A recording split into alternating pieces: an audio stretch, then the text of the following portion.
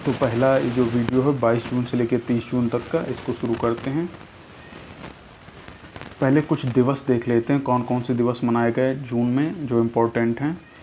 1 जून को मनाया जाता है विश्व दुग्ध दिवस यानी वर्ल्ड मिल्क डे। 2 जून को तेलंगाना स्थापना दिवस, तेलंगाना की स्थापना की गई थी 2 जून 2014 को। 3 जून को विश्व साइकिल दिवस। 4 जून को मनाया जाता है आक्रामकता के शिकार मासूम बच्चों का अंतर्राष्ट्रीय दिवस। 5 जून को आप सभी जानते हैं विश्व पर्यावरण दिवस मनाया जाता है। 6 जून को संयुक्त राष्ट्र रूसी भाषा दिवस मनाया जाता है। 7 जून को विश्व खाद्य सुरक्षा दिवस मनाया जाता है। 8 जून को विश्व महासागर दिवस यानी वर्ल्ड ओशियन डे मनाया जाता है। 9 जून को मनाया जाता है विश्व प्रत्यायन दिवस और अंतर्राष्ट्रीय अभिलेखागार दिवस। 12 जून को मनाया जाता है बाल श्रम निषेध दिवस। इसके अलावा 13 जून को अंतर्राष्ट्रीय एल्बिनिज्म जागरूकता दिवस मनाया जाता है। 14 जून को विश्व रक्तदाता दिवस यानी वर्ल्ड ब्लड डोनर्स डे मनाया जाता है। 15 जून को मनाया जाता है विश्व बुजुर्ग दुर्व्यवहार जागरूकता दिवस। 16 जून को अंतर्राष्ट्रीय पारिवारिक धन प्रेषण दिवस। 17 जून को विश्व मरुस्थलीकरण और सूखा रोकथाम दिवस मनाया जाता है। 19 जून को मनाया जाता है संघर्ष और यौन हिंसा के उन्मूलन के लिए अंतर्राष्ट्रीय दिवस। 20 जून को विश्व शरणार्थी दिवस और 21 जून को मनाया जाता है विश्व संगीत दिवस और अंतर्राष्ट्रीय योग दिवस। अभी हमारे पास 21 जून तक के ही हैं, फिर बाकी 21 जून से मतलब 22 जून से लेकर 30 जून के जो दिवस हैं उनको हम आपको किसी और करंट अफेयर में ऐड करके हम आपको बता देंगे। तो अब हम आज का पहला क्वेश्चन करते हैं।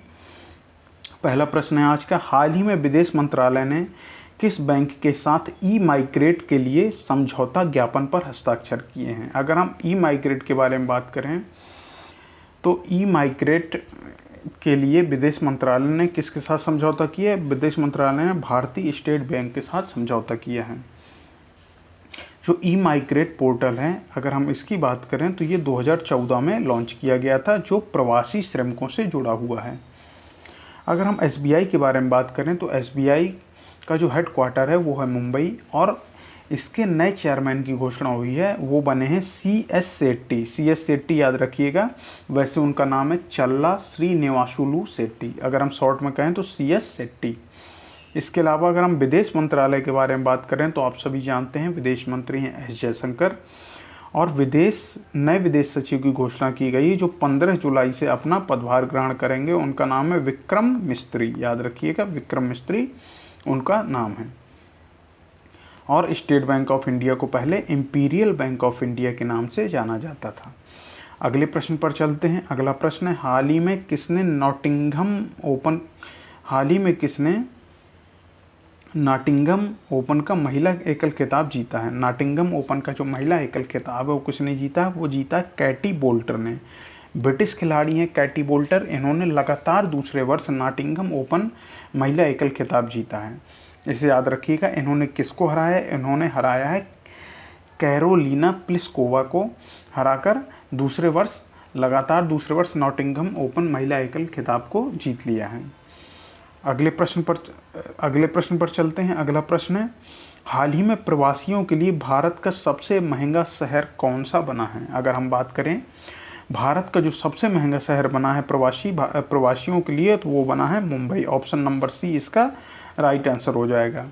2024 के मर्सर जो है उसने कास्ट लिविंग सर्वे कराया था, उसमें मुंबई जो है प्रवासियों के लिए भारत का सबसे महंगा शहर बना हुआ है। मुंबई भारत की आर्थिक राजधानी कहलाता है। इसके अलावा ये महाराष्ट्र राज्य की राजधानी भी है।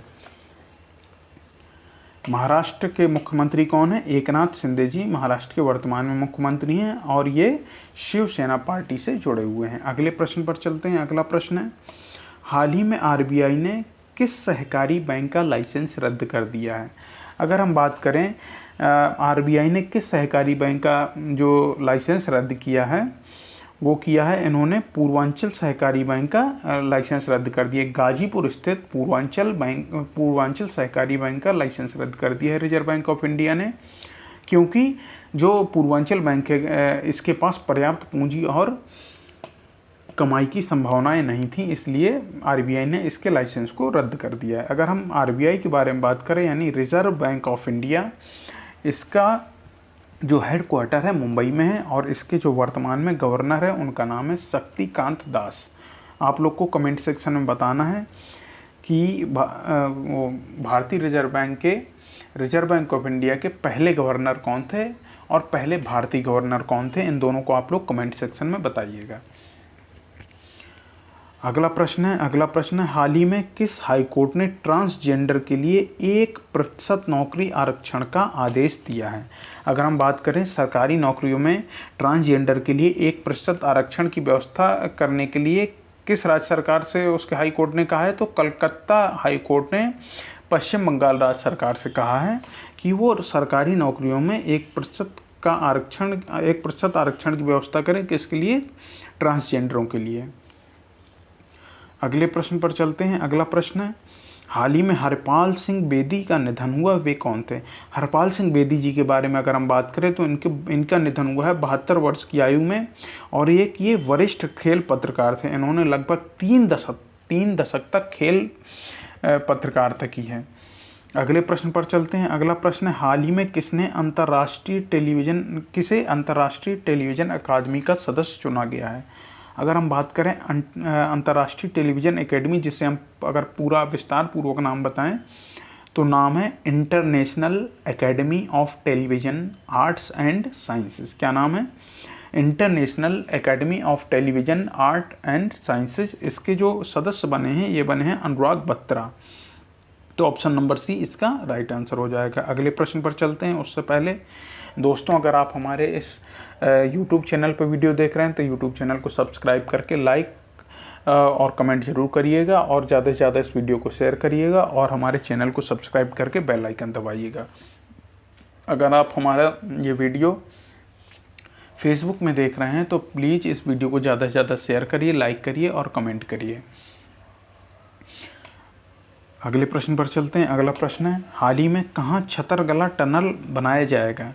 ये जो अगर हम छतरगला टनल के बारे में बात करें तो छतरगला टनल बनाएगा ये जम्मू कश्मीर में कठुआ ज़िले से डोडा होते हुए श्रीनगर जाने के लिए एक नया रास्ता खोलेगा ये छतरगला टनल जम्मू कश्मीर बनने से। और इसकी लगभग अगर लंबाई के बारे में बात करें तो ये लगभग 6.5 किलोमीटर का टनल बनेगा। तो याद रखिएगा ऑप्शन नंबर बी इसका राइट आंसर हो जाएगा। छतरगला ये जो टनल है ये जम्मू कश्मीर में बनेगा। अगले प्रश्न पर चलते हैं। अगला प्रश्न है हाल ही में किस देश के राष्ट्रपति 24 साल बाद नॉर्थ कोरिया यानी उत्तर कोरिया गए थे। आपने देखा होगा जो उत्तर कोरिया के सुप्रीमो हैं किम जोंग उन, उनके साथ आपको रूस के राष्ट्रपति व्लादिमीर पुतिन की बहुत सी फ़ोटोज़ वायरल दिखी होंगी। तो रूस के जो राष्ट्रपति हैं व्लादिमीर पुतिन यही गए थे नॉर्थ कोरिया 24 साल बाद। अगर हम बात करें नॉर्थ कोरिया की राजधानी की तो नॉर्थ कोरिया की राजधानी क्या है, प्योंगयांग नॉर्थ कोरिया की राजधानी है। और नॉर्थ कोरिया के जैसे हमने कहा सुप्रीमो या राष्ट्रपति वो हैं किम जोंग उन। अगले प्रश्न पर चलते हैं। अगला प्रश्न है हाल ही में किसे Nelson Mandela life time achievement पुरस्कार मिला है। अगर हम बात करें Nelson Mandela life time achievement पुरस्कार के बारे में तो ये दिया गया है विनोद गणात्रा को। विनोद गणात्रा जो हैं ये पहले भारतीय बने हैं इस पुरस्कार को प्राप्त करने वाले। और ये विनोद गणात्रा क्या करते हैं, ये एक फिल्म निर्माता हैं। तो याद रखिए कि दक्षिण अफ्रीका का पुरस्कार है Nelson Mandela life time achievement पुरस्कार जो दिया गया है एक फिल्म निर्माता विनोद गणात्रा को। और ये पुरस्कार प्राप्त करने वाले विनोद गणात्रा पहले भारतीय बने हैं, इसे याद रखिएगा। कुछ इम्पोर्टेंट हम पुरस्कार के बारे में अगर हम बात करें तो इंडिया टुडे की एक AI एंकर सना है, इन्हें दिया गया है वैश्विक मीडिया पुरस्कार, इन्होंने जीता है। इंडिया टुडे की AI एंकर हैं सना, इन्हें वैश्विक मीडिया पुरस्कार दिया गया। इसके अलावा नोवाक जोकोविच को मिला है Laureus world sportsman of the year 2024 का पुरस्कार, यानी Laureus world sportsman of the year का पुरस्कार मिला है नोवाक जोकोविच को। इसके अलावा इसके अलावा अगर हम बात करें जीना जस्टिस की तो जीना जस्टिस जो केरल की रहने वाली एक शिक्षिका हैं। कहाँ पर शिक्षिका हैं ये, UAE के शारजाह में। इन्हें कैम्ब्रिज शिक्षक पुरस्कार से सम्मानित किया गया। इसके अलावा KISS मानवतावादी पुरस्कार 2021, KISS मानवतावादी पुरस्कार 2021 जो अप्रैल 2024 में दिया गया, इससे किसे सम्मानित किया गया? इससे सम्मानित किया गया है रतन टाटा जी को। अगले प्रश्न पर चलते हैं। अगला प्रश्न है, हाल ही में डेविड वीज ने अंतर्राष्ट्रीय क्रिकेट से संन्यास की घोषणा की, वे किस देश के लिए खेलते थे? अगर हम डेविड वीज के बारे में बात करें तो डेविड वीज ने हाल ही में अंतर्राष्ट्रीय क्रिकेट से संन्यास की घोषणा की है और ये नामीबिया की तरफ से खेलते थे। नामीबिया जब टीम T20 वर्ल्ड कप में हार गई, जो अभी हुआ था हाल ही में, तो उसके बाद इन्होंने अंतर्राष्ट्रीय क्रिकेट से संन्यास लेने की घोषणा कर दी। अगले प्रश्न पर चलते हैं। अगला प्रश्न है, हाल ही में कहाँ मालाबार नदी महोत्सव 2024 का आयोजन किया जाएगा? अगर हम बात करें मालाबार नदी महोत्सव का, तो ये 2024 जो है इसका 10वां संस्करण रहेगा और ये 25 से 28 जुलाई 2024 तक इसका आयोजन किया जाएगा। ये एक 4 दिवसीय महोत्सव है जो केरल के कोझिकोड जिले में आयोजित किया जाएगा। कोझिकोड में इरुवंजीपुझा और चालीपुझा नदियों में इसका आयोजन किया जाएगा। अगर हम केरल के बारे में बात करें तो केरल के वर्तमान मुख्यमंत्री कौन है? P विजयन है, यानी पिनरई विजयन, और राज्यपाल हैं मोहम्मद आरिफ खान। हाल ही में केरल विधानसभा ने एक प्रस्ताव पास किया है जिसके तहत केरल का नाम बदलकर केरलम, क्या है? केरलम करने की बात की गई है। अगले प्रश्न पर चलते हैं। अगला प्रश्न है, हाल ही में किसने अधिकतम पवन ऊर्जा स्थापित क्षमता के लिए पुरस्कार जीता है? तो अधिकतम पवन ऊर्जा स्थापित करने की क्षमता के लिए जो पुरस्कार जीता है, ये किसने जीता है? ये गुजरात राज्य ने जीता है। गुजरात को फर्स्ट रैंक मिली है। नवीन और नवीकरणीय ऊर्जा मंत्रालय द्वारा आयोजित कार्यक्रम में जो 15 जून 2024 को आयोजित किया गया था, इसमें वैश्विक पवन दिवस होता है, क्योंकि 15 जून को वैश्विक पवन दिवस मनाया जाता है। इसके अवसर पर आयोजित किया गया था कार्यक्रम, उसमें गुजरात को फर्स्ट रैंक मिली है। अगर हम बात करें भारत रंग महोत्सव की, तो ये भारत का सबसे बड़ा थिएटर फेस्टिवल है जो कच्छ गुजरात में मनाया जाता है। अगले प्रश्न पर चलते हैं। अगला प्रश्न है, आप लोग को कमेंट सेक्शन में बताना है गुजरात के वर्तमान में मुख्यमंत्री कौन है और राज्यपाल कौन है, आप लोग कमेंट सेक्शन में बताइएगा। अगले प्रश्न पर चलते हैं। हाँ, ये जो आपसे कमेंट सेक्शन में कहा जा रहा है कि आप बताइएगा, तो प्लीज़ इसको सर्च करके कमेंट जरूर करिएगा। इसका आंसर जो है सर्च करके कमेंट जरूर करिएगा। अगले प्रश्न पर चलते हैं। अगला प्रश्न है, हाल ही में किस देश के राष्ट्रपति ने अप्रवासियों को नागरिकता देने के लिए नए प्लान की घोषणा की है? तो ये अमेरिका के जो राष्ट्रपति हैं जो बाइडेन, उन्होंने एक प्रोग्राम चलाया है जिसका नाम है पैरोल इन प्लेस प्रोग्राम के तहत जो अमेरिका के राष्ट्रपति हैं जो बाइडेन, उन्होंने अप्रवासियों को नागरिकता देने से संबंधित प्लान की घोषणा की है। ये जो पैरोल इन प्लेस प्रोग्राम है, इसके तहत ऐसे लोग जिन्होंने किसी अमेरिकी नागरिक से शादी की है और शादी के बाद एक कम से कम 10 साल से देश में रह रहे हैं, इन सभी को नागरिकता दी जाएगी तथा इनके बच्चों को भी नागरिकता प्रदान की जाएगी। तो ये अब इसका ऑप्शन हो जाएगा अमेरिका। अगले प्रश्न पर चलते हैं। अगला प्रश्न है, हाल ही में कहाँ सेना के रिसर्च एंड रेफरल अस्पताल में एक अत्याधुनिक त्वचा बैंक खोला गया है? अगर हम बात करें रिसर्च एंड रेफरल अस्पताल में जो अत्याधुनिक त्वचा बैंक खोला गया है, ये कहाँ पर है? ये सेना का नई दिल्ली में स्थित है। नई दिल्ली में स्थित सेना की रिसर्च एंड रेफरल अस्पताल बैंक में अत्याधुनिक त्वचा बैंक खोला गया है, इसे याद रखिएगा। इसके अतिरिक्त नई दिल्ली के ही एम्स बर्न ब्लॉक, मतलब जो एम्स है उसके बर्न्स ब्लॉक में और सफदरगंज अस्पताल में भी त्वचा बैंक खोले गए हैं, इसे भी याद रखिएगा।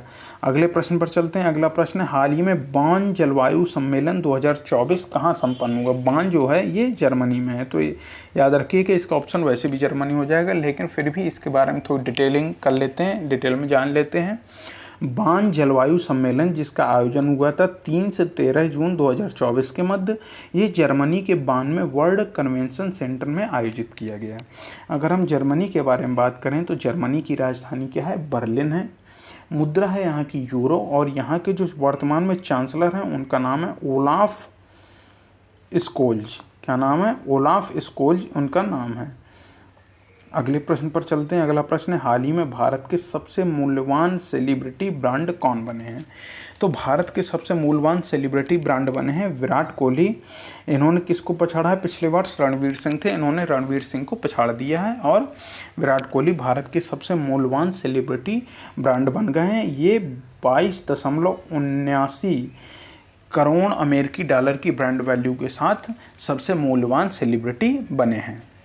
आप सभी जानते हैं कि हाल ही में भारत के T20 वर्ल्ड कप जीतने के बाद विराट कोहली ने T20 इंटरनेशनल से संन्यास लेने की घोषणा की है।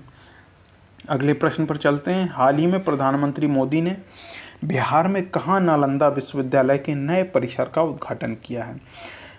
प्रधानमंत्री मोदी ने बिहार के राजगीर में नालंदा विश्वविद्यालय के नए परिसर का उद्घाटन किया है। अगर हम नालंदा विश्वविद्यालय के बारे में बात करें तो इसकी जो स्थापना की थी कुमार गुप्त ने की थी। 1450 ईस्वी से लेकर 1470 ईस्वी के मध्य इसकी स्थापना की गई थी और इस विश्वविद्यालय को नष्ट किसने किया था? तुर्की का शासक था बख्तियार खिलजी। एक तुर्की था बख्तियार खिलजी जिसने इसको नष्ट किया था। अगले प्रश्न पर चलते हैं। अगला प्रश्न है, हाल ही में पी थंकम्पन नायर का निधन हुआ, वे कौन थे? पी थंकम्पन नायर के बारे में अगर हम बात करें तो पी थंकम्पन नायर जो थे ये एक इतिहासकार थे जो बेयरफुट इतिहासकार के नाम से या कहा जाए कोलकाता के नंगे पांव इतिहासकार के नाम से प्रसिद्ध थे और इनका 91 वर्ष की आयु में निधन हो गया। तो याद रखिएगा ऑप्शन बी इसका राइट आंसर हो जाएगा। अगले प्रश्न पर चलते हैं। अगला प्रश्न है, हाल ही में धनलक्ष्मी बैंक ने किसे प्रबंध निदेशक बनाया है? अगर हम बात करें धनलक्ष्मी बैंक की तो धनलक्ष्मी बैंक जो है एक प्राइवेट सेक्टर का बैंक है और इसका जो हेडक्वार्टर है वो है त्रिशूर, केरला के त्रिशूर में इसका हेडक्वार्टर यानी मुख्यालय है और इसके प्रबंध निदेशक मतलब एमडी और सीईओ बनाए गए हैं अजीत कुमार के। तो ऑप्शन नंबर सी इसका राइट आंसर हो जाएगा। अजीत कुमार के को धनलक्ष्मी बैंक का प्रबंध निदेशक बनाया गया है। अगले प्रश्न पर चलते हैं। अगला प्रश्न है, हाल ही में वीवो कहाँ भारत का सबसे बड़ा मोबाइल फ़ोन विनिर्माण संयंत्र खोलेगा? अगर हम बात करें सबसे पहले वीवो के बारे में तो वीवो जो है एक चाइनीज कंपनी है और वीवो भारत का सबसे बड़ा मोबाइल फ़ोन विनिर्माण संयंत्र जो खोलेगा ये उत्तर प्रदेश के ग्रेटर नोएडा में खोलने की बात चल रही है। इसके लिए इसने 3000 करोड़ रुपए का निवेश करने के बारे में बात की है और यहाँ पर जो उत्पादन क्षमता रहेगी इस संयंत्र की 120 मिलियन डिवाइसेस पर ईयर उत्पादन किया जाएगा। अगले प्रश्न पर चलते हैं। अगला प्रश्न है, हाल ही में समलैंगिक विवाह को मान्यता देने वाला दक्षिण पूर्व एशिया का पहला देश कौन बना है?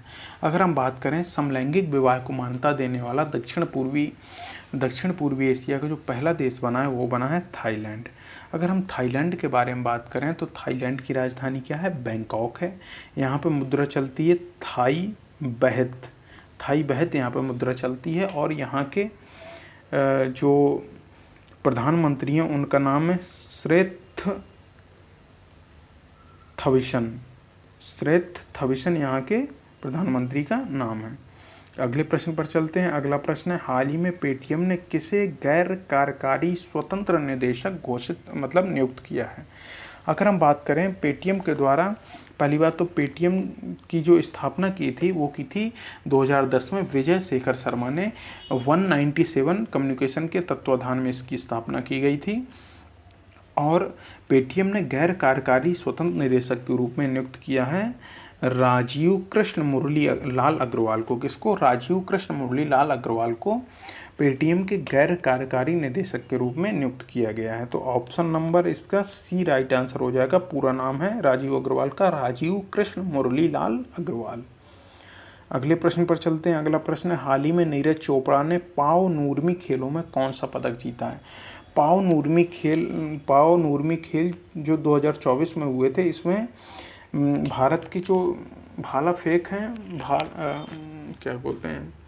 भाला फेंक खिलाड़ी नीरज चोपड़ा इन्होंने स्वर्ण पदक जीता है। इन्होंने 85.97 मीटर की दूरी तक भाला फेंका था और जिसके तहत इन्हें स्वर्ण पदक मिला। और दूसरे नंबर पर रहे हैं फिनलैंड के टोनी केरानन। जिन्होंने रजत पदक जीता है। तो याद रखिएगा, नीरज चोपड़ा ने पाव नूरमी खेल जो 2024 में ही संपन्न हुए, इसमें स्वर्ण पदक जीता है। ऑप्शन नंबर बी इसका राइट आंसर हो जाएगा। हाल ही में सुरमा, अगला प्रश्न है, हाल ही में सुरमा पाड़ी किस राज्य की विधानसभा की दूसरी महिला अध्यक्ष बनी है? अगर हम बात करें सुरमा पाड़ी के बारे में, तो ये बनी है ओडिशा विधानसभा अध्यक्ष, ओडिशा राज्य की विधानसभा की दूसरी महिला अध्यक्ष बनी है। और जो सुरमा पाड़ी हैं ये दूसरी महिला अध्यक्ष बनी है। और पहली महिला अध्यक्ष कौन थी ओडिशा की विधानसभा की? तो उनका नाम था प्रमिला मलिक। याद रखिएगा, पूछा जा सकता है, प्रमिला मलिक पहली विधानसभा अध्यक्ष थी ओडिशा विधानसभा की। अगर हम ओडिशा के बारे में बात करें तो ओडिशा के अगर हम सीएम के बारे में बात करें तो नाम है मोहन चरण मांझी, जो भारतीय जनता पार्टी से बिलोंग करते हैं। राज्यपाल हैं रघुवर दास और ओडिशा की राजधानी है भुवनेश्वर। ओडिशा के सीएम हैं मोहन चरण मांझी, भारतीय जनता पार्टी से। राज्यपाल हैं रघुवर दास और राजधानी है भुवनेश्वर। और विधानसभा अध्यक्ष बनी है वर्तमान में है सुरमा पाड़ी, जो ओडिशा राज्य की दूसरी महिला विधानसभा अध्यक्ष हैं। पहली थी प्रमिला मलिक। अगले प्रश्न पर चलते हैं। अगला प्रश्न है, हाल ही में किस राज्य के वधावन में एक प्रमुख बंदरगाह के विकास को मंजूरी दी गई है? तो केंद्रीय मंत्रिमंडल ने महाराष्ट्र के वधावन में एक ग्रीनफील्ड बंदरगाह बनाने को मंजूरी दी है। ये मंजूरी कब दी है? ये 19 जून 2024 को मंजूरी दी गई। इसके लिए 76,220 करोड़ रुपए की भी स्वीकृति प्रदान की गई है कि महाराष्ट्र के वधावन में एक ग्रीनफील्ड बंदरगाह का विकास किया जाएगा। तो ऑप्शन नंबर इसका सी इज राइट आंसर हो जाएगा। अगले प्रश्न पर चलते हैं। हाल ही में T20 में दूसरे सबसे तेज 100 विकेट लेने वाले गेंदबाज कौन बने हैं? तो जो दूसरा सबसे तेज 100 विकेट प्राप्त किया है वो गेंदबाज बने हैं संदीप लामिछाने। संदीप लामिछाने नेपाल के खिलाड़ी हैं और इन्होंने ये जो 100 विकेट लिए हैं ये 54 मैच में इन्होंने प्राप्त किए हैं और इस तरह ये T20 इंटरनेशनल में दूसरे सबसे तेज 100 विकेट लेने वाले गेंदबाज बने हैं। लेकिन पहला कौन है? क्योंकि ये दूसरे गेंदबाज बने हैं तो पहले गेंदबाज हैं राशिद खान। राशिद खान जो हैं अफ़गानिस्तान से बिलोंग करते हैं और इन्होंने 53 मैचों में 100 विकेट प्राप्त की थी T20 इंटरनेशनल में। और संदीप लामिछाने जो नेपाल के एक लेग स्पिनर हैं, इन्होंने 54 मैच में ये प्राप्त की 100 विकेट। अगले प्रश्न पर चलते हैं। अगला प्रश्न है, हाल ही में 112वां अंतर्राष्ट्रीय श्रम सम्मेलन कहाँ आयोजित किया गया? अगर हम बात करें अंतर्राष्ट्रीय श्रम सम्मेलन जो 112वां है, ये इसका आयोजन हुआ था जिनेवा में। जिनेवा में ही अंतर्राष्ट्रीय श्रम संगठन इंटरनेशनल लेबर ऑर्गेनाइजेशन का मुख्यालय है, वहीं पर इसका अंतर्राष्ट्रीय श्रम सम्मेलन का भी आयोजन किया गया। अगर हम बात करें जिनेवा जो है स्विट्जरलैंड में है और स्विट्जरलैंड की राजधानी का नाम है बर्न। अगले प्रश्न पर चलते हैं। अगला प्रश्न है, हाल ही में किस देश ने ईरान रिवोल्यूशनरी गार्ड्स को आतंकवादी समूह के रूप में सूचीबद्ध किया है? तो ईरान के जो रिवोल्यूशनरी गार्ड हैं उनको कनाडा ने आतंकवादी समूह के रूप में सूचीबद्ध किया है और इसके लिए जो ईरान के विदेश प्रवक्ता हैं उन्होंने इसे मूर्खतापूर्ण करार दिया था। तो याद रखिएगा, कनाडा ने ईरान रिवोल्यूशनरी गार्ड्स को आतंकवादी समूह के रूप में सूचीबद्ध किया है। अगर हम बात करें ईरान की, तो ईरान की राजधानी है तेहरान और यहाँ की मुद्रा है रियाल। और कनाडा की राजधानी है ओटावा और यहाँ के प्रधानमंत्री जो हैं जस्टिन ट्रूडो यहाँ के प्रधानमंत्री हैं। ईरान के जो, अगर हम आप लोग को कमेंट सेक्शन में क्या बताना है कि ईरान के जो राष्ट्रपति हैं वो कौन है, आप लोग को एक कमेंट सेक्शन में बताना है।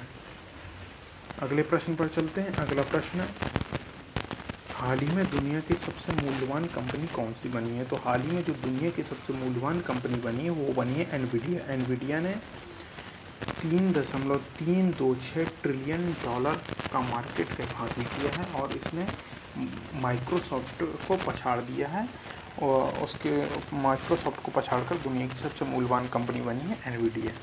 ये जून 2024 की बात है। अगले प्रश्न पर चलते हैं। अगला प्रश्न, हाल ही में डेविड जॉनसन का निधन हुआ, वे कौन थे? अगर हम डेविड जॉनसन के बारे में बात करें तो डेविड जॉनसन जो थे एक भारतीय क्रिकेटर थे इन्होंने भारत के लिए 2 टेस्ट मैच, शायद 2 टेस्ट मैच ही खेले थे, और ये एक तेज गेंदबाज थे, इसे भी याद रखिएगा। तो डेविड जॉनसन जो है, नाम सोच के कन्फ्यूज मत होइएगा, ये भारतीय क्रिकेटर थे। अगले प्रश्न पर चलते हैं। अगला प्रश्न है, हाल ही में गृह मंत्रालय ने किसे दिल्ली नगर निगम का आयुक्त नियुक्त किया है? अगर हम बात करें दिल्ली नगर निगम का जिसे नया आयुक्त नियुक्त किया गया है, तो उनका नाम है अश्वनी कुमार। अश्वनी कुमार को गृह मंत्रालय द्वारा दिल्ली नगर निगम का नया आयुक्त बनाया गया है। तो याद रखिएगा option number C, Ashwani Kumar इसका राइट आंसर हो जाएगा। हाल ही में जारी वैश्विक ऊर्जा संक्रमण सूचकांक में कौन सा देश शीर्ष पर रहा है?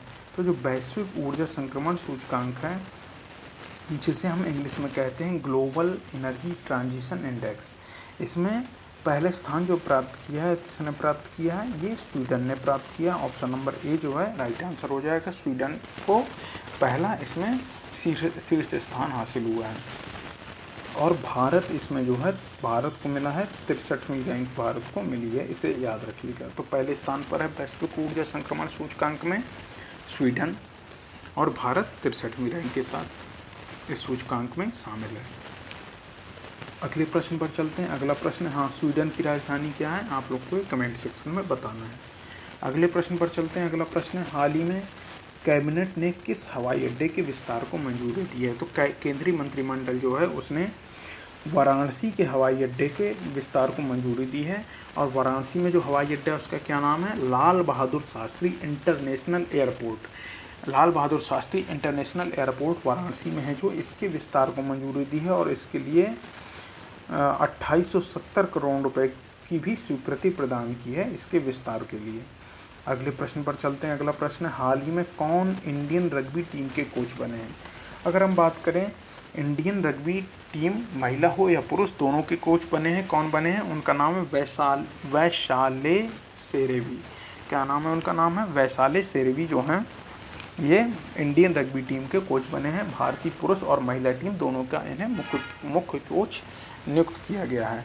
अगर हम बात करें वैशाले सेरेवी, तो ये फिजी देश के रहने वाले हैं। अगले प्रश्न पर चलते हैं। अगला प्रश्न है, हाल ही में किसे UNHCR का वैश्विक सद्भावना राजदूत नियुक्त किया गया है? अगर हम बात करें UNHCR, इसे हम क्या कहते हैं? United nation high commissioner for refugees, मतलब जो शरणार्थियों के लिए UN की एजेंसी है, UNHCR कहलाती है, United nation high commissioner for refugees, और इसका जो हेडक्वार्टर है वो है जिनेवा स्विट्जरलैंड में। और इसके लिए जो वैश्विक सद्भावना राजदूत नियुक्त किया गया है, ये किया गया है थियो जेम्स को।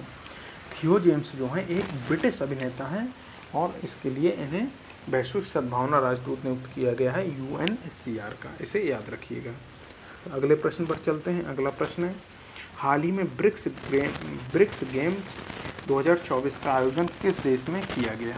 जो ब्रिक्स गेम 2024 है, इसका आयोजन किया गया रूस में। रूस के कहाँ पर? रूस के कजान तातारिस्तान नाम की जगह है, वहाँ पर इसका आयोजन किया गया ब्रिक्स गेम 2024 का, और ये आयोजन किया गया था 22 से 23 जून 2024 के मध्य। अगर हम बात करें 16वें ब्रिक्स शिखर सम्मेलन की, तो इसकी अध्यक्षता भी रूस करेगा, और ब्रिक्स गेम्स 2024 का आयोजन भी रूस में ही किया गया है। अगर हम ब्रिक्स के बारे में बात करें, तो ये ब्रिक नाम से पहले बना था 2006 में, 2010 में इसमें एड ऑन हो जाता है साउथ अफ्रीका का, तो ये ब्रिक्स बन जाता है, और अभी इसमें 2024 में इसमें नए देश शामिल हुए हैं, मिस्र, इथियोपिया, ईरान, सऊदी अरब और UAE। तो इसका जो प्रस्तावित नाम है, उम्मीद की जा सकती है कि इसका नाम हो जाएगा ब्रिक्स प्लस। अगले प्रश्न पर चलते हैं। अगला प्रश्न है, हाल ही में किसने वर्ल्ड फूड इंडिया 2024 के लिए वेबसाइट और ऐप लॉन्च किया? अगर हम बात करें वर्ल्ड फूड इंडिया 2024 के लिए वेबसाइट और मोबाइल ऐप का जो लॉन्च किया है, वो किया है चिराग पासवान ने। चिराग पासवान भारत के केंद्रीय खाद्य प्रसंस्करण उद्योग मंत्री हैं, और इसे लॉन्च करते टाइम राज्य मंत्री रवनीत सिंह भी इनके साथ मौजूद थी, उम्मीद थी या थे, जो भी हो। कुल मिला के चिराग पासवान ने वर्ल्ड फूड इंडिया 2024 के लिए वेबसाइट और मोबाइल ऐप को लॉन्च किया है। अगले प्रश्न पर चलते हैं। अगला प्रश्न है, और ये जो चिराग पासवान है ये लोक जनशक्ति पार्टी से, लोजपा कहते हैं शॉर्टकट में। अगले प्रश्न पर चलते हैं। अगला प्रश्न है, हाल ही में किस देश ने हिजाब और अन्य इस्लामी परिधानों पर प्रतिबंध लगाने वाला विधेयक पारित किया है? तो जो हिजाब और अन्य इस्लामी परिधानों पर प्रतिबंध लगाने वाला विधेयक जो पारित किया है, ये ताजिकिस्तान ने किया है। ताजिकिस्तान ने, जो एक मध्य एशिया का देश है, इसने हिजाब और अन्य इस्लामी परिधानों पर प्रतिबंध लगाने वाला विधेयक पारित किया है। अगर हम ताजिकिस्तान के बारे में बात करें तो मध्य एशिया का देश है, दुशांबे इसकी राजधानी है। क्या राजधानी है? दुशांबे इसकी राजधानी है। और शोमोनी, ताजिकिस्तानी सोमोनी यहाँ की मुद्रा है। शोमोनी नाम याद रखिएगा, ये यहाँ की मुद्रा है। और यहाँ के आप लोग को कमेंट सेक्शन में राष्ट्रपति का नाम बताना है कि ताजिकिस्तान के वर्तमान में राष्ट्रपति कौन है। अगले प्रश्न पर चलते हैं। अगला प्रश्न है, हाल ही में किस राज्य के जंगम जिले में ZSI यानी जियोलॉजिकल सर्वे ऑफ इंडिया द्वारा नई ईल प्रजाति खोजी गई है? अगर हम बात करें, ये जो जंगम जिला है ओडिशा राज्य में, ओडिशा राज्य के जंगम जिले में गोपालपुर नाम है, गोपालपुर, सॉरी, हाँ, ओडिशा के जंगम जिले में ZSI द्वारा गोपालपुर नामक स्थान पर नई ईल की प्रजाति खोजी गई है, इसे याद रखिएगा। ओडिशा के मुख्यमंत्री का हमने क्या नाम बताया था आपको? मोहन चरण मांझी, जो भारतीय जनता पार्टी से बिलोंग करते हैं। हाल ही में IPPB यानी इंडिया पोस्ट पेमेंट बैंक है, इसका फुल फॉर्म क्या है? इंडिया पोस्ट पेमेंट बैंक ने ग्रामीण भारत में अधिक कुशल मनी ट्रांसफर के लिए किसके साथ समझौता किया है? तो इंडिया पोस्ट पेमेंट बैंक ने रिया मनी ट्रांसफ़र के साथ समझौता किया है, जिससे ग्रामीण भारत में अधिक कुशलता के साथ मनी ट्रांसफ़र की जा सके। और अगर हम बात करें IPPB यानी इंडिया पोस्ट पेमेंट बैंक का, तो इसका हेडक्वार्टर कहाँ पर है? इसका हेडक्वार्टर है नई दिल्ली में। और इसने समझौता किया है रिया मनी ट्रांसफ़र के साथ, जिससे ग्रामीण भारत में अधिक कुशलता के साथ मनी ट्रांसफ़र किया जा सके। अगला प्रश्न है, हाल ही में डोनाल्ड सदरलैंड का निधन हुआ, वे कौन थे? तो डोनाल्ड सदरलैंड जो थे, ये एक अभिनेता थे, इनका हाल ही में निधन हुआ। ये 88 वर्ष के थे, इनका निधन हो गया। यहाँ पर वैज्ञानिक हो गए, वैज्ञानिक लिख दिया है। अगले प्रश्न पर चलते हैं। अगला प्रश्न है, हाल ही में global wind energy council India ने किसे नया अध्यक्ष चुना है? अगर हम बात करें global wind energy council India का जो नए अध्यक्ष बने हैं, वो कौन बने हैं? वो बने हैं गिरीश तांती जो हैं global wind energy council India के नए अध्यक्ष बने हैं, इसे याद रखिएगा। अगर हम बात करें कुछ और नियुक्तियों के बारे में हम बात कर लेते हैं। पुरानी नियुक्तियां हैं, जैसे SSC के चेयरमैन यानी कर्मचारी चयन आयोग, जिसे SSC कहते हैं, इसके चेयरमैन बने हैं राकेश रंजन। थल सेना के वर्तमान में प्रमुख बने हैं उपेंद्र द्विवेदी, इन्होंने ये कहा जाए तो भारतीय थल सेना के 30वें प्रमुख हैं।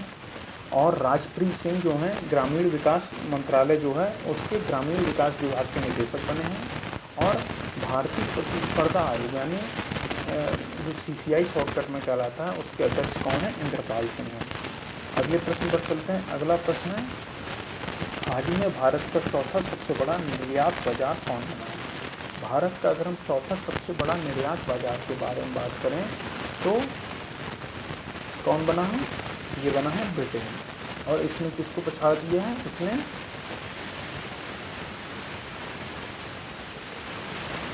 बुनियादी याद रखिए, भारत का चौथा सबसे बड़ा जो निर्यात बाजार बना है, ये बना है ब्रिटेन।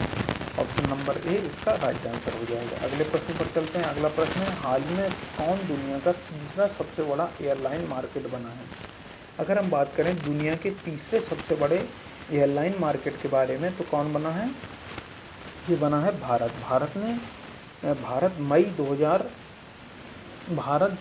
भारत दुनिया का तीसरा सबसे बड़ा एयरलाइन मार्केट बना है, इसे याद रखिएगा।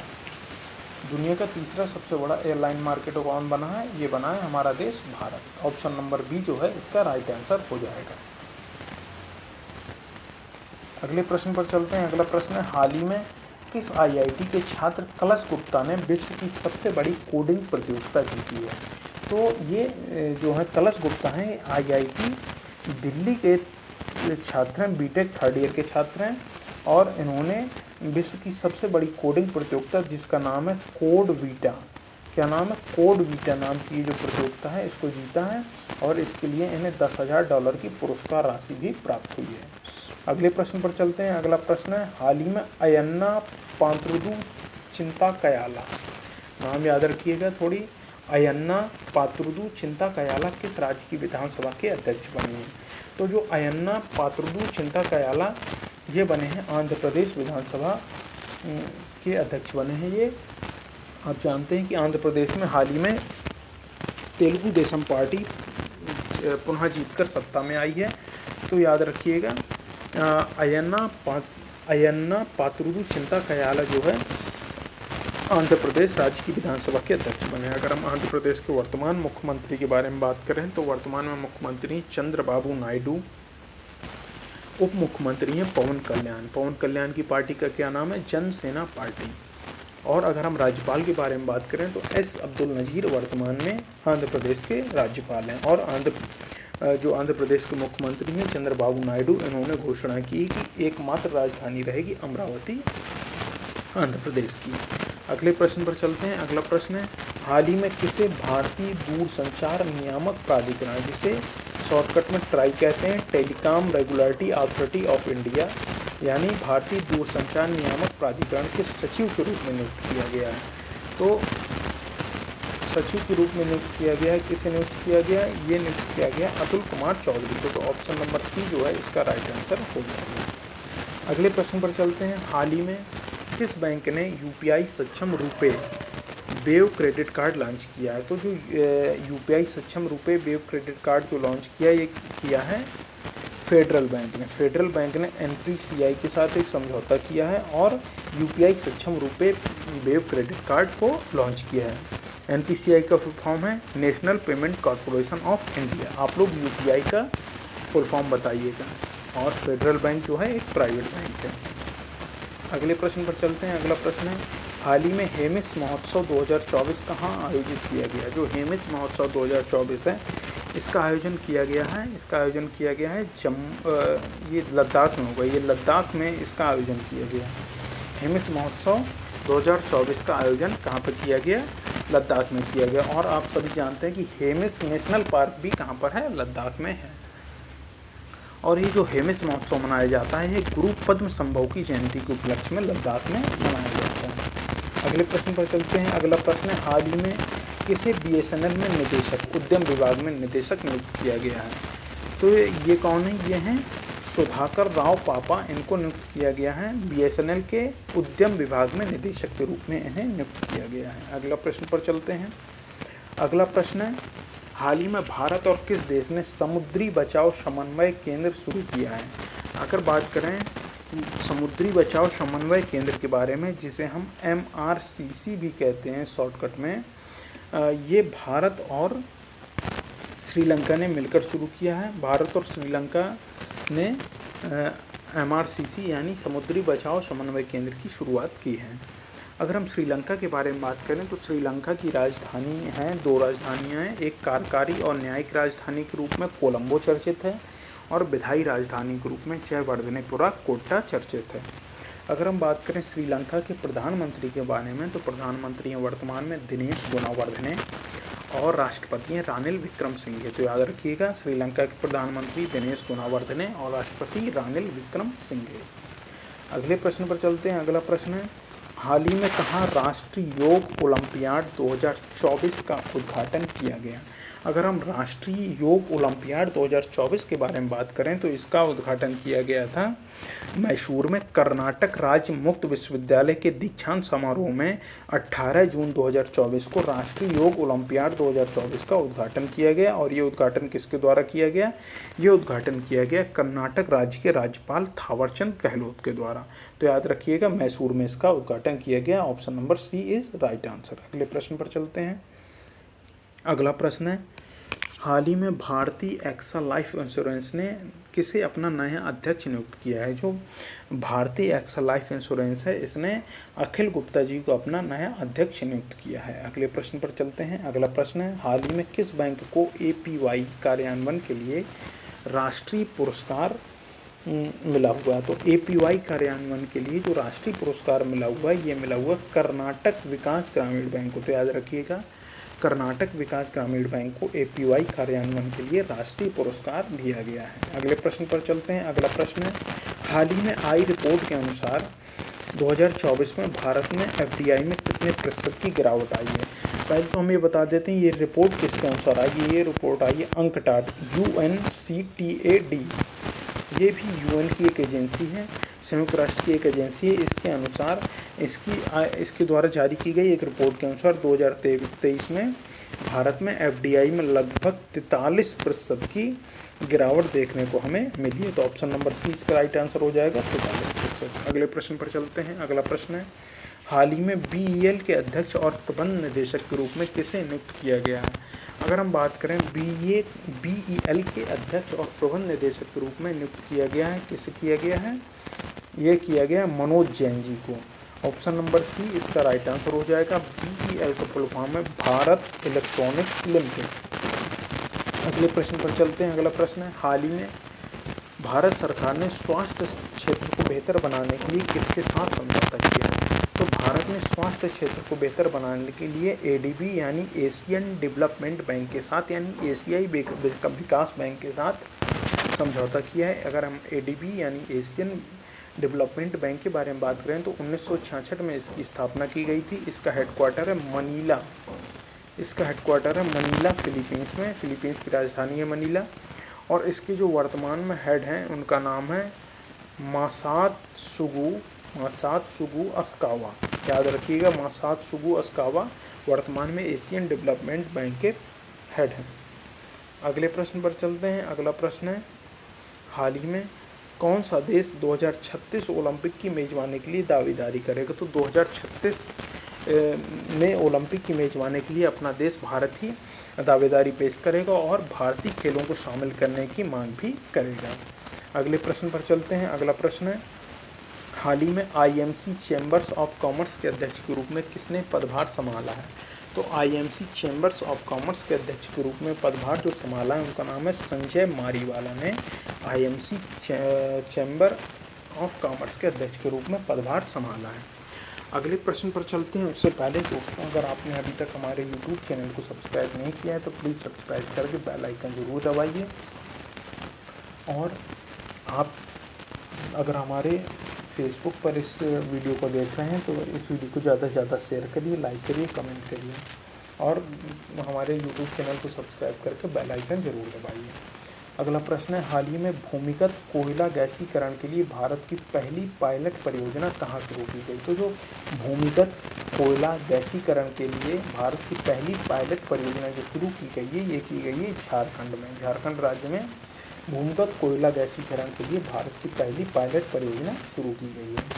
अगले प्रश्न पर चलते हैं। अगला प्रश्न है, हाल ही में NTA यानी नेशनल टेस्टिंग एजेंसी, राष्ट्रीय परीक्षा एजेंसी के नए महानिदेशक कौन बने हैं? तो ये नए महानिदेशक बने प्रदीप सिंह खरोला। इन्होंने जगह ली है सुबोध कुमार सिंह की। ये सुबोध कुमार सिंह को इसलिए हटाया गया है क्योंकि आप सभी जानते हैं NTA में नेट का पेपर कराया था जिसके लीक होने की खबर सामने आई और नीट का भी एग्जाम कराया जिसमें भी काफ़ी धांधली सामने आई है। इस वजह से सुबोध कुमार सिंह को हटाकर प्रदीप सिंह खरोला को नया महानिदेशक बनाया गया है NTA का। अगले प्रश्न पर चलते हैं। अगला प्रश्न है, हाल ही में विश्व के सबसे पुराने दीमक के टीले कहाँ पाए गए हैं? अगर हम बात करें विश्व के सबसे पुराने दीमक के टीले तो ये दक्षिण अफ्रीका में हमें देखने को मिलते हैं। ये टीले लगभग 30,000 वर्ष पुराने बताए जा रहे हैं। दीमक के टीले जो प्राप्त हुए हैं ये लगभग 30,000 वर्ष पुराने बताए जा रहे हैं। अगले प्रश्न पर चलते हैं। अगला प्रश्न है, हाल ही में यूनेस्को की सूची में भारत का पहला साहित्यिक शहर कौन सा बना है? तो यूनेस्को की जो सूची में है वो भारत का पहला साहित्यिक शहर बना है कोझिकोड। कोझिकोड कहाँ पर है? केरल में है। अगले प्रश्न पर चलते हैं। अगला प्रश्न है, हाल ही में भारतीय सेना ने कहाँ खालूबार युद्ध स्मारक खोला है? खालूबार युद्ध स्मारक जो खोला है भारतीय सेना ने, ये खोला है लद्दाख में। आप सभी जानते हैं लद्दाख की आर्यन घाटी में खालूबार युद्ध स्मारक को खोला गया है और ये कारगिल युद्ध के शहीदों के सम्मान में इसको खोला गया है। तो ऑप्शन नंबर ए इसका राइट आंसर हो जाएगा। अगले प्रश्न पर चलते हैं। अगला प्रश्न है, हाल ही में भारतीय सेना का अगला उप प्रमुख किसे नियुक्त किया गया है? तो भारतीय सेना यानी इंडियन आर्मी का अगला उप प्रमुख नियुक्त किया गया है NS राजा सुब्रमण्यम को नियुक्त किया गया है। तो ऑप्शन नंबर बी जो है इसका राइट आंसर हो जाएगा। और भारतीय सेना के प्रमुख कौन बने हैं? वो बने हैं उपेंद्र द्विवेदी। अगले प्रश्न पर चलते हैं। अगला प्रश्न है, हाल ही में भारत ओलंपिक अनुसंधान केंद्र का उद्घाटन किया गया है। तो भारत ओलंपिक अनुसंधान केंद्र का उद्घाटन जो किया गया है गांधीनगर गुजरात में किया गया है। गांधीनगर गुजरात के राष्ट्रीय रक्षा विश्वविद्यालय के परिसर में ही भारत ओलंपिक अनुसंधान केंद्र का उद्घाटन किया गया है। तो ऑप्शन नंबर बी इसका राइट आंसर हो जाएगा। अगले प्रश्न पर चलते हैं। अगला प्रश्न है, हाल ही में किस राज्य की विधानसभा ने राज्य का नाम बदलने का प्रस्ताव पारित किया? ये हमने प्रश्न आपको पहले ही बता दिया था इसका उत्तर। तो केरल राज्य की विधानसभा ने राज्य का नाम बदलने का प्रस्ताव किया। केरल का नाम बदलकर क्या करने वाले हैं? केरल का नाम बदलकर केरलम करने का सुझाव दिया गया है, प्रस्ताव पारित किया गया है। हाँ, प्रस्ताव पारित किया गया है। अगले प्रश्न पर चलते हैं। अगला प्रश्न है, हाल ही में किसे AI विश्वविद्यालय में कुलपति नियुक्त, भारत के पहले AI विश्वविद्यालय में कुलपति नियुक्त किया गया है? तो थॉमस मार्क को भारत के पहले AI विश्वविद्यालय का कुलपति नियुक्त किया गया है। याद रखिएगा, सॉरी थॉमस नहीं, साइमन मार्क को भारत के पहले AI विश्वविद्यालय में कुलपति नियुक्त किया गया है। अगले प्रश्न पर चलते हैं। अगला प्रश्न है, हाल ही में किसे चीन का शीर्ष विज्ञान तकनीक पुरस्कार किसने जीता है? तो चीन का जो शीर्ष विज्ञान तकनीक पुरस्कार है ये ली डेरेन और जी कुनुन इन दोनों ने संयुक्त रूप से जीता है। तो ऑप्शन नंबर सी इसका राइट आंसर हो जाएगा, उपर्युक्त दोनों। अगले प्रश्न पर चलते हैं। अगला प्रश्न है, हाल ही में किसे वर्ल्ड क्राफ्ट सिटी का दर्जा दिया गया है? अगर हम वर्ल्ड क्राफ्ट सिटी के बारे में बात करें तो इसका दर्जा किसे दिया गया है? इसका दर्जा दिया गया है श्रीनगर को। तो इसे याद रखिएगा, वर्ल्ड क्राफ्ट सिटी के रूप में श्रीनगर को वर्ल्ड क्राफ्ट सिटी का दर्जा दिया गया है, इसे याद रखिएगा। अगले प्रश्न पर चलते हैं। अगला प्रश्न है, हाल ही में किस राज्य सरकार ने सभी जिलों में एक PM कॉलेज ऑफ एक्सीलेंस की स्थापना को मंजूरी दी है?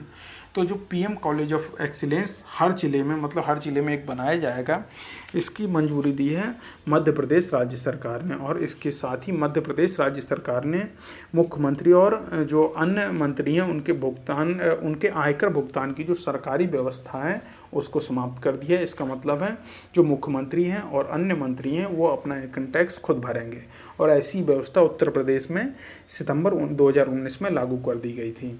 तो याद रखिएगा, इस प्रश्न के हिसाब से जो एक PM कॉलेज ऑफ एक्सीलेंस की स्थापना जो है ये मध्य प्रदेश के प्रत्येक जिले में की जाएगी। अगले प्रश्न पर चलते हैं। अगला प्रश्न है, हाल ही में किसने राष्ट्रीय स्टॉप डायरिया अभियान 2024 का शुभारंभ किया है? तो राष्ट्रीय स्टॉप डायरिया अभियान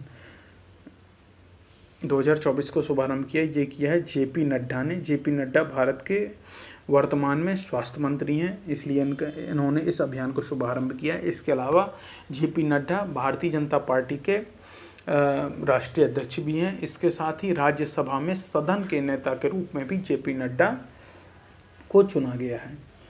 अगले प्रश्न पर चलते हैं। हाल ही में 64वीं अंतर्राष्ट्रीय चीनी संगठन परिषद की बैठक कहाँ हुई थी? तो जो 64वीं अंतर्राष्ट्रीय चीनी संगठन परिषद की बैठक 25 जून 2024 को ये नई दिल्ली में हुई थी, इसे याद रखिएगा। और नई दिल्ली में कहाँ पे हुई थी? भारत मंडपम में हुई थी। अगले प्रश्न पर चलते हैं। अगला प्रश्न है, हाल ही में किसने उल्लास कार्यक्रम के तहत पूर्ण कार्यात्मक साक्षरता हासिल की है? जो उल्लास कार्यक्रम के तहत पूर्ण कार्यात्मक साक्षरता हासिल की है ये है केंद्र शासित प्रदेश के रूप में लद्दाख ने ये पूर्ण कार्यात्मक साक्षरता को हासिल किया है, इसे याद रखिएगा। आप लोग को ये बताना है कि लद्दाख के वर्तमान में लेफ्टिनेंट गवर्नर यानी उपराज्यपाल कौन है, क्योंकि ये केंद्र शासित प्रदेश है तो इसमें एक उपराज्यपाल होता है। अगला प्रश्न है, हाल ही में किस राज्य में बाढ़ राहत शिविरों में बच्चों के लिए इन्हें बॉक्स किट दी जाएगी। तो जो बाढ़ राहत शिविर है उनमें बच्चों के लिए स्कूल इन्हें बॉक्स किट दी जाएगी, जिससे बच्चों की पढ़ाई में कोई भी बाधा ना आए। ये असम राज्य सरकार के द्वारा ये सुविधा शुरू की गई है। असम के मुख्यमंत्री हेमंत बिस्वा शर्मा, आप लोग को कमेंट सेक्शन में बताना है कि असम के राज्यपाल कौन है। असम की राजधानी है दिसपुर और असम का उच्च न्यायालय जो है वो गुवाहाटी में स्थित है। अगले प्रश्न पर चलते हैं। अगला प्रश्न है, हाल ही में वनडे में लगातार शतक लगाने वाली पहली भारतीय महिला क्रिकेटर कौन बनी है? तो वनडे में लगातार शतक लगाने वाली पहली भारतीय महिला क्रिकेटर बनी है Smriti Mandhana. Smriti Mandhana option number B right answer हो जाएगा। अगले प्रश्न पर चलते हैं। अगला प्रश्न है, हाल ही में ब्रिक्स गेम्स 2024 में भारत ने कुल कितने पदक जीते? तो भारत ने ब्रिक्स गेम 2024 जो रूस में आयोजित हुआ था, इसमें भारत ने कुल 29 पदक जीते, जिसमें 3 गोल्ड, 6 सिल्वर और 20 ब्रॉन्ज मेडल हैं। और मेजबान जो रूस है उसने सबसे ज़्यादा 266 पदक जीतकर इस गेम्स में पहला स्थान हासिल किया है। अगले प्रश्न पर चलते हैं। हाल ही में SBI जनरल इंश्योरेंस के MD और CEO के रूप में किसे नियुक्त किया गया है? तो SBI जनरल इंश्योरेंस के MD और CEO के रूप में नियुक्त किया गया नवीन चंद्र झा को। नवीन चंद्र झा को नियुक्त किया गया है। ऑप्शन नंबर सी इसका राइट आंसर हो जाएगा। अगले प्रश्न पर चलते हैं। अगला प्रश्न है, हाल ही में आई रिपोर्ट के अनुसार भारत में संपीडित बायोगैस उत्पादन में कौन शीर्ष पर है? संपीडित बायोगैस उत्पादन में कौन सा राज्य शीर्ष पर है? तो ये है उत्तर प्रदेश राज्य शीर्ष पर है भारत में संपीडित बायोगैस उत्पादन में। तो दोस्तों ये 22 जून से लेकर 30 जून का जो करंट अफेयर था ये यहीं पर पूरा होता है। हम आपको इसके बाद एक वीडियो लाएंगे 1 जुलाई से लेकर 7 जुलाई तक का करंट अफेयर उसमें कवर रहेगा, और 8 जुलाई से आपको डेली बेसिस पे करंट अफेयर मिलने लगेंगे। और उम्मीद है आपको यूपी पुलिस के लिए भी हम कुछ GS के कुछ हम आपको कराने लगेंगे। हो सकेगा हिंदी के मिलेंगे तो हिंदी के भी कराने लगेंगे, ये आपको मिलने लगेंगे हमारे YouTube चैनल पर। इसलिए आप सभी ने अगर अभी तक हमारे YouTube चैनल सब्सक्राइब नहीं किया तो प्लीज़ सब्सक्राइब करके बेल आइकन जरूर दबाइए। तो हम आपसे अब अपने नेक्स्ट वीडियो मिलते हैं। जय हिंद, जय भारत।